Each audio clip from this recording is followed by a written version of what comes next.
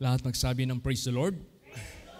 Let us open our Bible on Exodus chapter 3, verse 7. Praise the Lord. And the Lord said, I have surely seen the affliction of my people which are in Egypt, and have heard their cry by reason of their taskmasters, for I know their sorrows. Ito yung moment na nakita ni Moses yung isang burning bush na napansin niya na merong lumalagablab na punong kahoy. At nung nasulyapan niya ito, nagtaka siya. Nung napansin niya na hindi naman nasusunog yung punong kahoy, so lumapit siya at inobserbahan niya. Nung lumapit na siya, yun na, tinawag na yung pangalan niya, Moses, Moses. Then Moses replied, Here I am. At ang pinaka-mensahe ng Diyos sa kanya, itong verse na ito. And the Lord said, I have surely seen the affliction of my people which are in Egypt, and I have heard their cry by reason of their taskmasters, for I know their sorrows. Now, on our part, ipalagay na lang natin we are on Moses' side kasi ligtas na tayo eh. Enlightened na tayo. Renewed na tayo. Blessed na tayo ng Panginoong Diyos. Kumbaga pa, nandito na taglay na natin yung holiness and righteousness ng ating Panginoong Diyos. So we are on the side of Moses. At anong sabi ng Diyos kay Moses? Bago siya nagsalita sa message na ito, put off thy shoes from off thy feet, for the ground or the place where thou standest is holy ground. So dumating sa buhay natin, we are now standing on the holy ground or on the holy place. So nasa part tayo ni Moses. Kaya sa buhay natin, let us listen to the leading of our God in heaven. Kasi siya yung nakakaalam sino yung mga tao sa mundong ito who are crying, who are praying for some deliverance. So tayo ngayon, gamitin ng Diyos to send over them para magsalita. It doesn't matter how few, how many ang ini-expect na ating mahaharap, hindi nagmamatter dyan. Kahit sa individuals, applicable yan. May mga individuals ngayon sa mundo, sometimes marinig natin dumadaing. Then, you can never know, no? Na nagdalangin sila sa Diyos, ikaw ang pinadala sa kanila. So you must act as Moses, being sent by God to deliver them. Kasi ang message ng Diyos kay Moses, i-deliver niya ang kanyang people from Egypt. Siya yung gagamitin ng Diyos. At sabi pa nga ng Diyos sa kanya, Pharaoh will not let go the people, but I will do something. Meron akong gagawin. Yun na yun, nangyari. Kaya, sa buhay natin, maghanda tayo. Let us be sensitive to our hearing sa mga taong dumadaing. Let us tell them the Savior Jesus Christ na makapag-deliver sa kanila. Not only the physical problem, not only the healing of their physical body, but much more yung pagka-slave ng diablo sa buhay nila na kailangan nilang maintindihan ang kanilang kalagayan na merong Savior galing sa langit, nagpakatawan tao, na yun ang purpose niya, ang mga tao sa mundo na kailangan niyang ma-redeem, kailangan niyang maligtas. Bago nangyari yung pagkikipit ng people of Israel doon sa Egypt. Di ba? Nag-prosper yung Egypt because of Joseph. And Joseph was loved so much by the Pharaoh. And that is why Pharaoh appointed Joseph to be the prime minister or the superior above all. Siya lang ang merong nakakahigit sa kanya. His throne, of course. Nung namatay na yung hari na yun, doon na nagsimula. Basahin natin muna yan. Exodus chapter 2, 23 hanggang 25. Praise the Lord. And it came to pass in process of time that the king of Egypt died, and the children of Israel sighed by reason of the bondage. And they cried, and their cry came up unto God by reason of the bondage. And God heard their groaning, and God remembered his covenant with Abraham, with Isaac, and with Jacob. And God looked upon the children of Israel, and God had respect unto them. Yes. So may mga henerasyon sa mundong ito that maybe ang mga magulang nila were godly. After they pass away, nagkaroon ng change of environment sa buhay nila. They became slaves unto sin. Then dumating ang panahon na itong mga taong ito, they realize their status and situation, that they are not in good status. Some of these are crying unto God. No? Iba nito umiiyak na sa Diyos. Dumadaing na sa ating Panginoong Diyos. Kaya tayo mga anak ng Diyos, lagi tayong maghanda. Baka ibigay sa Diyos sa inyo ang katungkulan ni Moses to be sent over sa mga taong dumadaing sa Diyos at naririnig ng Diyos at kinoconsider ito ng Diyos. And God should send somebody. Tayo yun, nandito sa holy ground or holy place na tumatayo na tayo. Magpagamit tayo sa Diyos. Not necessarily you should be a pastor, you should be a Sunday school teacher. It doesn't matter. Basta magsalita lang kayo. No? I-introduce na lang yung natutunan ninyo dito sa banal na salita ng Diyos. Share. Para lang sila mabigyan ng matatawag nating freedom or liberty from the captivity of the power of darkness na kumikilos sa buhay po nila. Makikinig ang Diyos. Alam mo, ang Diyos, hayag niya lahat. Kilala niya lahat ang mga tao. Pag merong umiiyak dyan sa Kanya, papakinggan niya yan. Basahin natin. Exodus 22, verse 23. Praise the Lord. If thou afflict them in any wise, and they cry at all unto me, I will surely hear their cry. Yan. Kung sila ay inyong aapihin, sasaktan, kahit anong paraan, at sila'y iiyak sa akin, I will surely hear their cry. Sino yung nag-a-afflict sa mga tao? Of course, the wicked.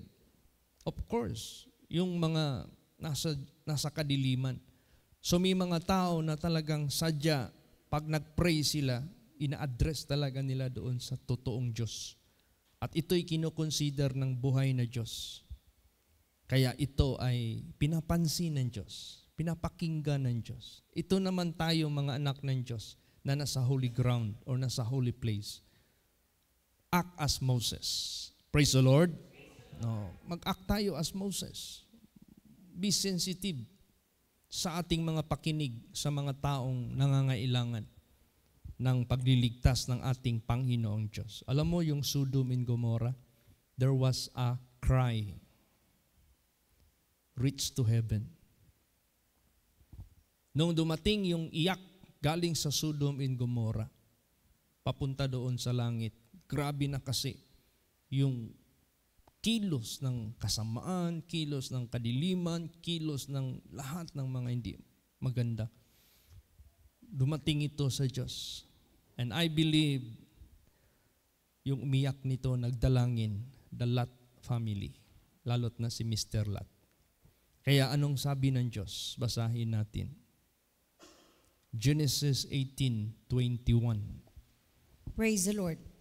I will go down now and see whether they have done altogether according to the cry of it, which is come unto me, and if not, I will know. Yan. Bababa ako ngayon. Titingnan ko ang kanilang mga ginawa sa kanilang pag-iyak.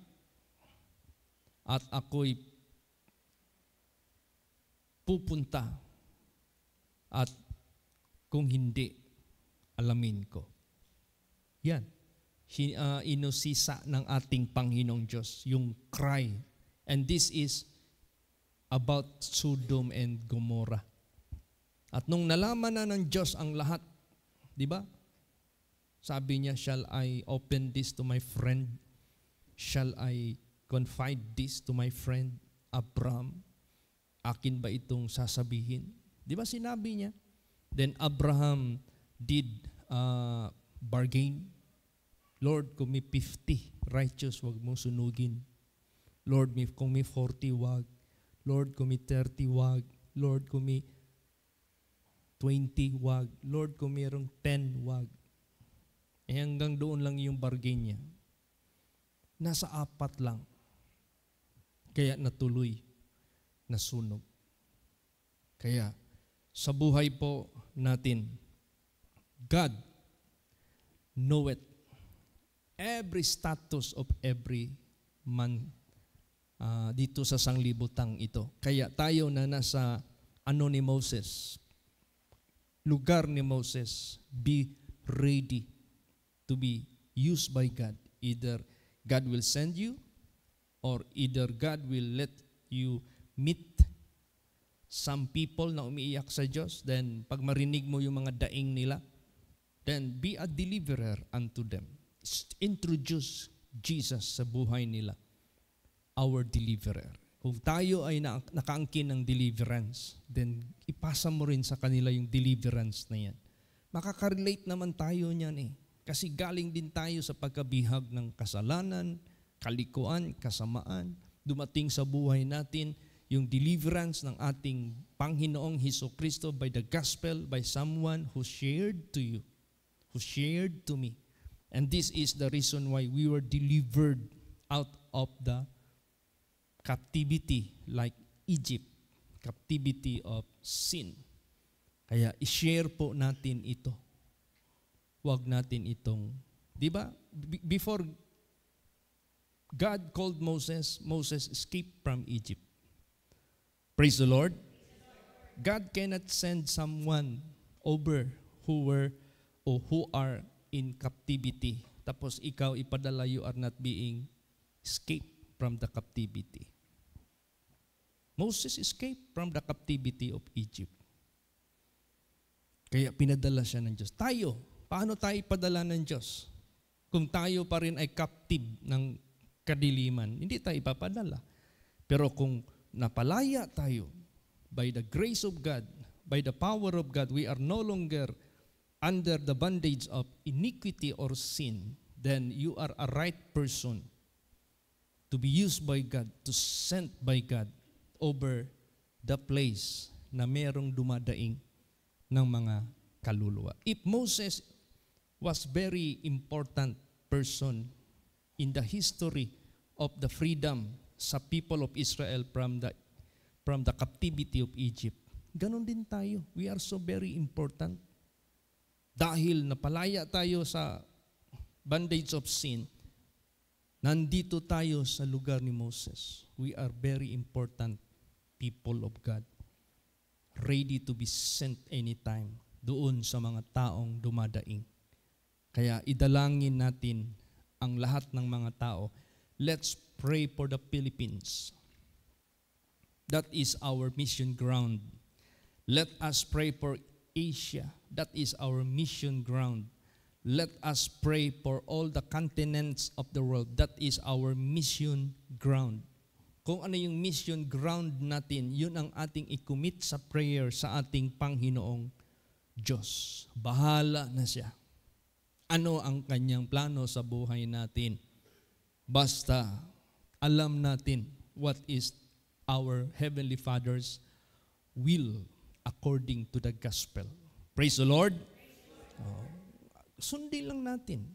Kasi ang importante kasi natin sa buhay natin, we understand the will of God. Kaya nga sinabi dyan, be ye not unwise, but walk circumspectly, not as fools, knowing what is the will of God. Kasi ang will of God, isa yan na pinaka-importante sa buhay natin.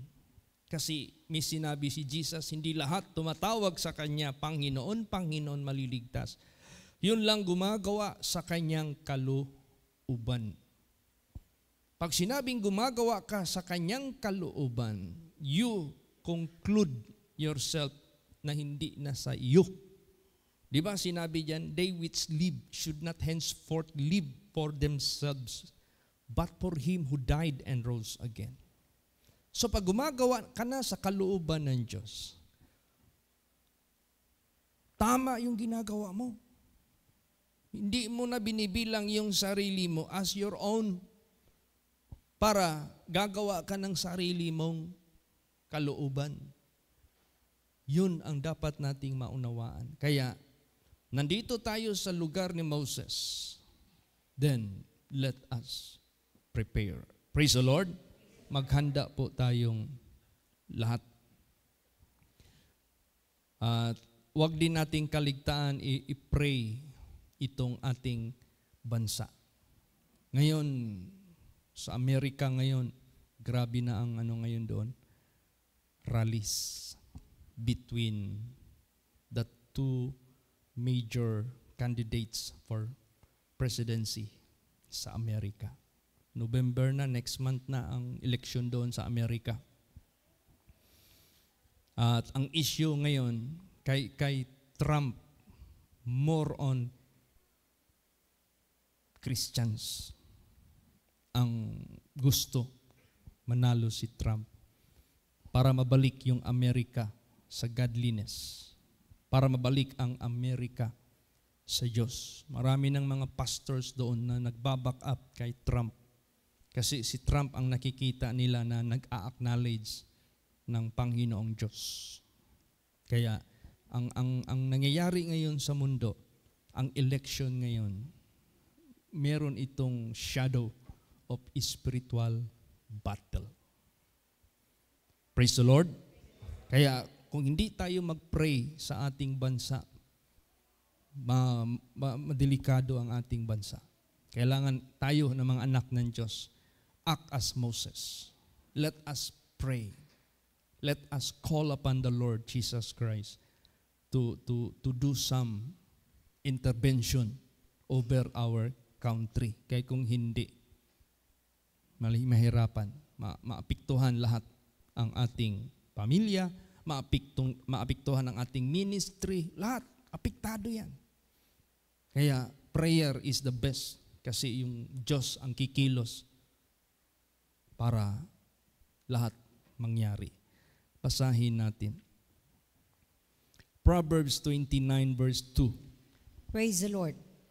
When the righteous are in authority, the people rejoice, but when the wicked beareth rule, the people mourn. Now, where these people can get righteousness? Of course, from the gospel. Who is the responsible of this gospel to bring this to them? Isa na tayo dyan. So, meron tayong tinatawag na call of duty na manindigan tayo para gamitin tayo ng Diyos to tell the gospel of God para may mga taong masave, maging righteous. Di ba meron dito, pray for all men, even those who are in authority? Bakit? Ano ang role natin? That we may lead a quiet and peaceable life in all godliness, in holiness. So, tayo yung mag-lead as Moses sa righteousness, Kaya i-pray natin na ang nandyan sa authority, kasi may election din tayo next year, God be willing.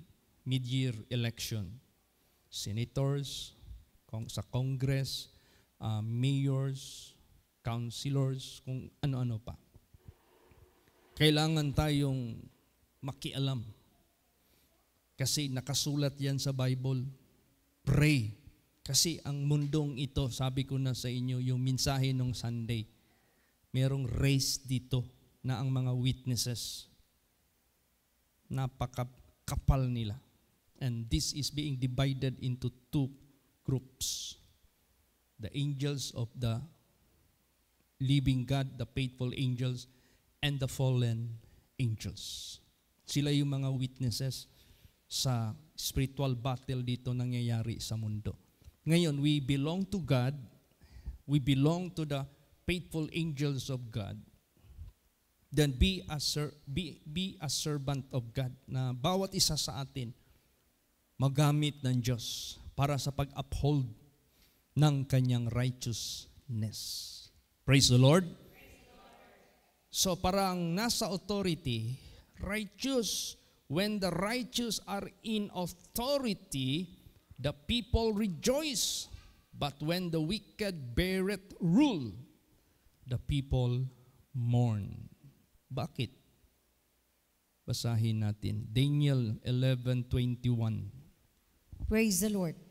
And in his estate shall stand up a vile person, to whom they shall not give the honor of the kingdom, but he shall come in peaceably and obtain the kingdom by flatteries. Yan. Ibig sabihin yan, itong magtatayo sa kaharian o sa government, pag ito ay vile person, kapag sabi mong vile, very naughty, very wicked ito, na person na ito. Pag yan ang makaupo, hindi yan magbibigay ng karangalan sa bayan. Hindi yan magbibigay ng ikabubuti. Tingnan mo yung example lang ng Sharif Agwa ba yan? Agwak? Oh. Sinong gobernador dyan? Di ba ang Patuan? Hindi naman natin yan pwedeng, malaybilos ka. Hindi Tapos na yan Nakaso na yan. History na lang yung pinag-uusapan natin dito. The poorest province, yung lugar niya. Pero tingnan mo yung bahay dito sa Huna Subdivision. Fence pa lang. Maduduling ka. Kita mo, grabe. Maliban sa lawak na nakuha nila na area, grabing laki. In every first-class subdivision, meron silang mga properties. Pero bakit yung province nila? Napaka-pobre. Dapat hindi yan ang uri ang mangungulo. Kaya mag-pray tayo. Praise the Lord. Na ma-enlighten ang mga isip ng mga tao sa mundong ito. To cast vote sa dapat manalo. Pray natin ito. Wala nang mahirap sa Panginoong Diyos. Kanya ang lahat. In fact, all kingdoms belong to God. No? To whom He will give. Kung kanino niya ibibigay. Kaya, prayer is the best key. Ito yung pinaka-susi na dapat nating gagawin. Lalot na tayo, we will act as Moses, as deliverer sa mga kaluluwa ng mga tao sa sanglibutang ito. Basahin natin ang Proverbs 11 verse 10.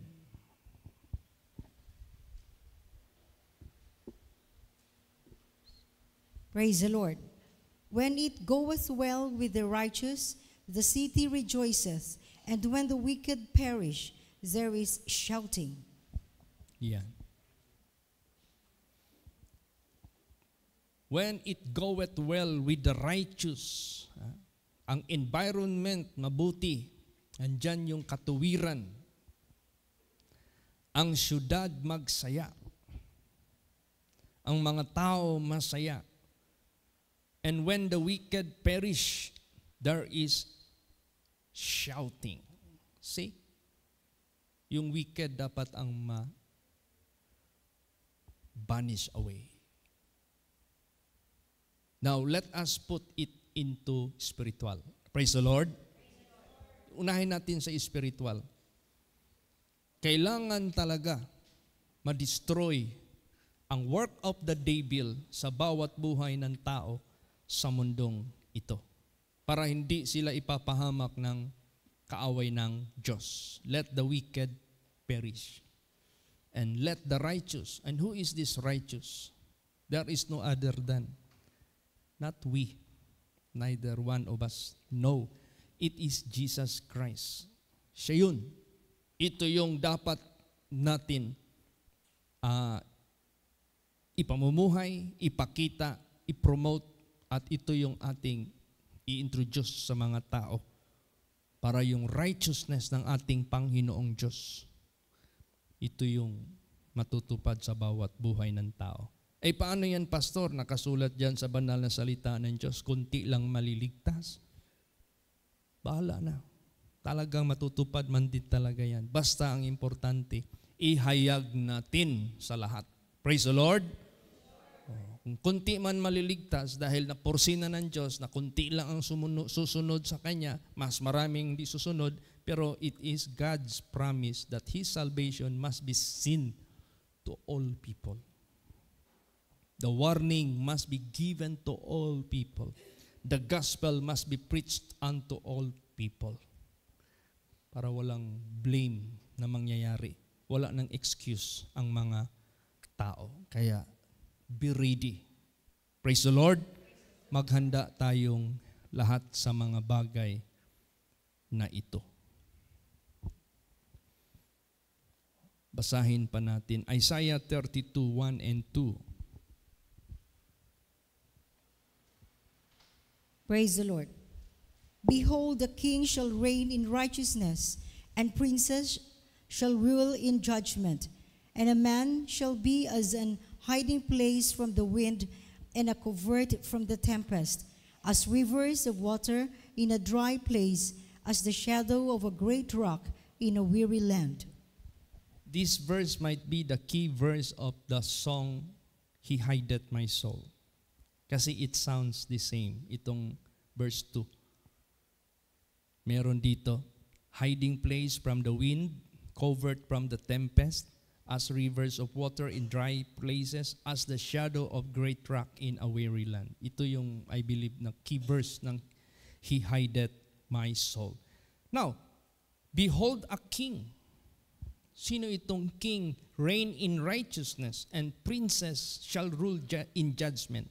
This king is no other than our Lord Jesus Christ. These princes are His children, or His believers, His people. Tayo yan. Shall rule in judgment. Judgment, masasabi nating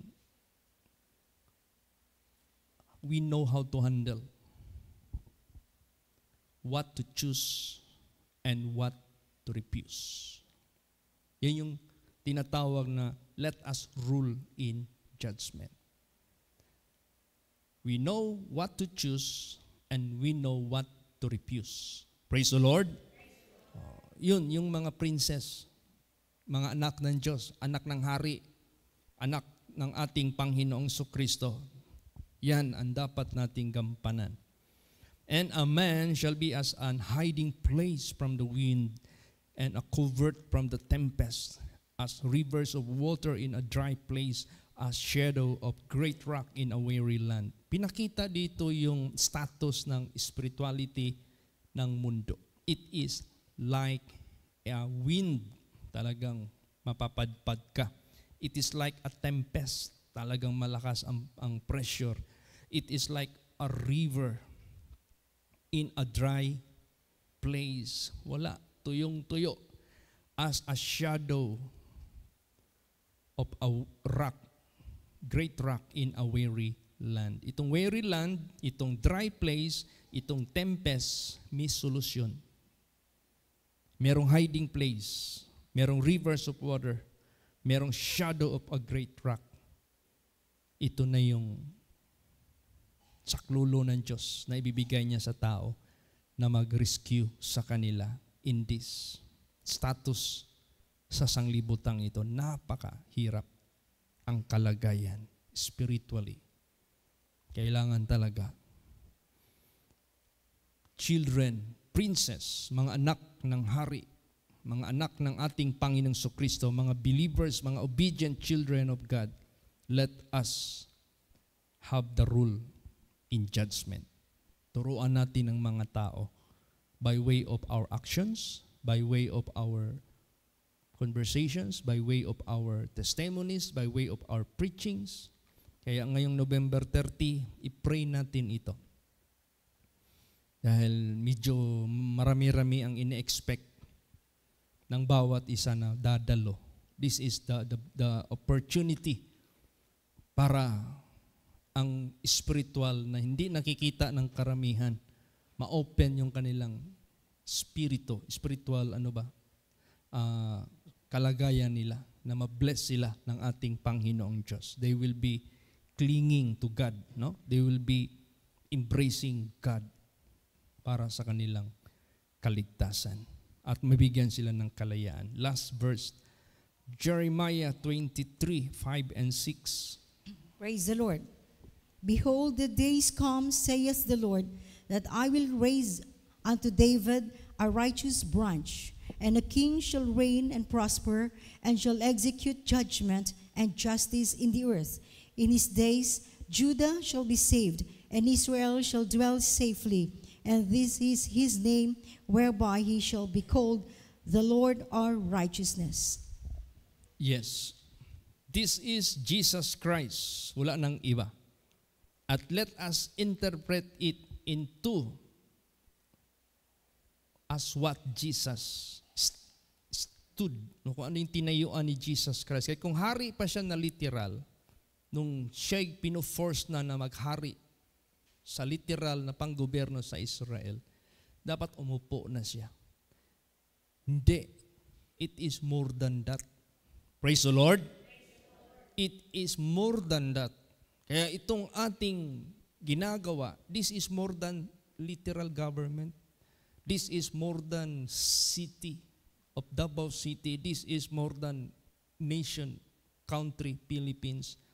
What we are bringing to them is no other than the kingdom of God. At the same time, sa buhay natin sa lupa, package deal yung lagi kong pinipreach sa inyo. If we talk, if we discuss, if we preach about kingdom of God, this is always accompanied package deal ng Diyos. Hindi niya tayo pababayaan sa pamumuhay natin sa sanglibutang ito. Praise the Lord. Siya yung ating magiging provider. Behold, the days come, saith the Lord, I will raise unto David a righteous branch, and a king shall reign and prosper, and shall execute judgment and justice in the earth. And in his days Judah shall be saved, and Israel shall dwell safely. And this is his name, whereby he shall be called the Lord our righteousness. Wala nang ibang ating Panginoong Hesus Kristo. So if we do pray for the good governance of our government, how much more we pray for spiritual governance na hindi magwagi ang dyablo sa bawat buhay ng tao. Kung hindi man natin ma-expect, marami ang maliligtas. Hindi man natin ma-expect, mas marami ang maniniwala. But at least, ginagawa natin ang ating duty as what Moses have done. Praise the Lord. Oh, tingnan mo si Moses, grabe yung sacrifice niya na pumunta doon sa Egypt. He experienced dreadful experience.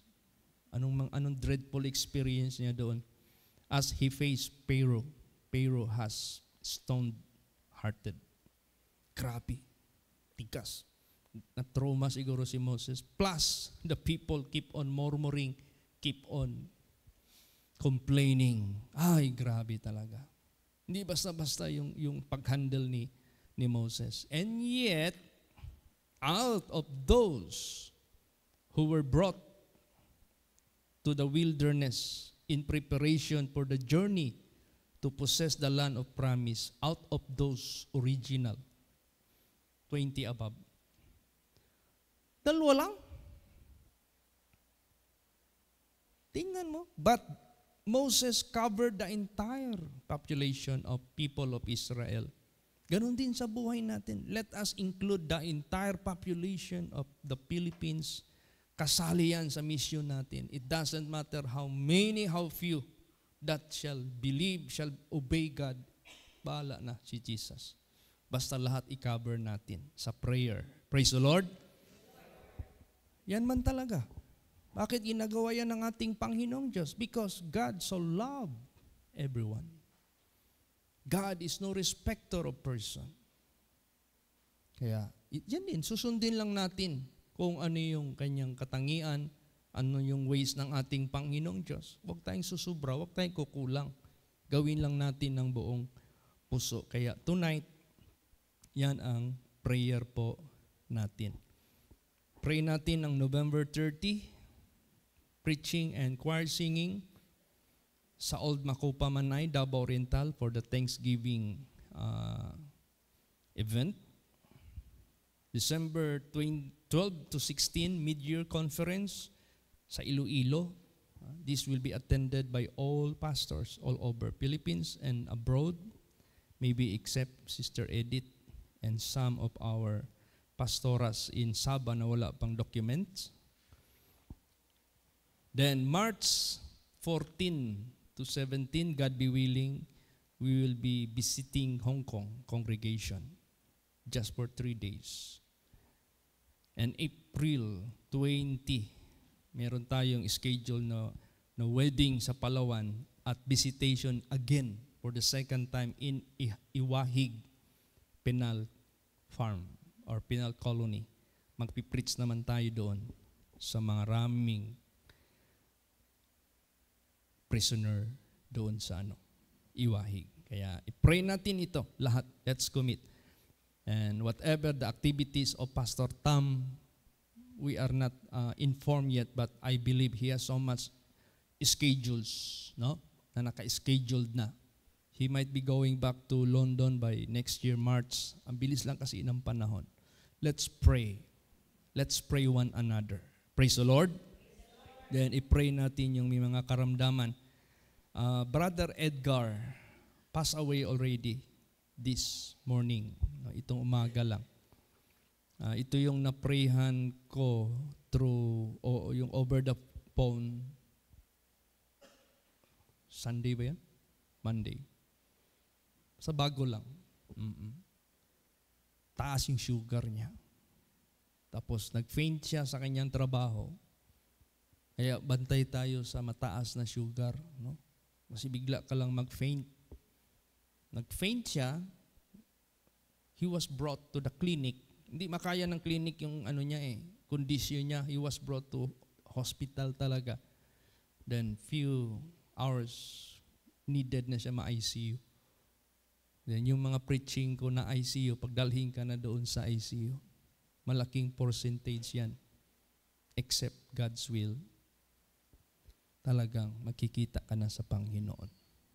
So, dinala siya kanina sa Sandakan, first night service ngayon ng funeral service to be handled by Pastora Gracelyn Bungay. Then Sister Fe, the wife of Palawan congregation, together with her son, magbibiyahe sila by November 1, going to Sandakan bago ilibing ang kanyang husband. So let's pray for their protection. So everything through prayer and our coming election by next year, sa May, i-pray natin itong lahat na maghari ang Diyos sa mga politicians na maghahandle i-pray natin na magkaroon ng regeneration ng ating politics. Praise the Lord. Magkaroon ng ano ba? Regeneration. Ma-regenerate. Mabago lahat. Maging godly ang mga tao. Maging believers ang mga tao sa totoong Diyos. Yan ang i-pray natin. Malaking impact yan sa ating bayan. At lalot na sa ating pagbibigay ng kanyang gospel. Praise the Lord. Magsitayo po ang lahat.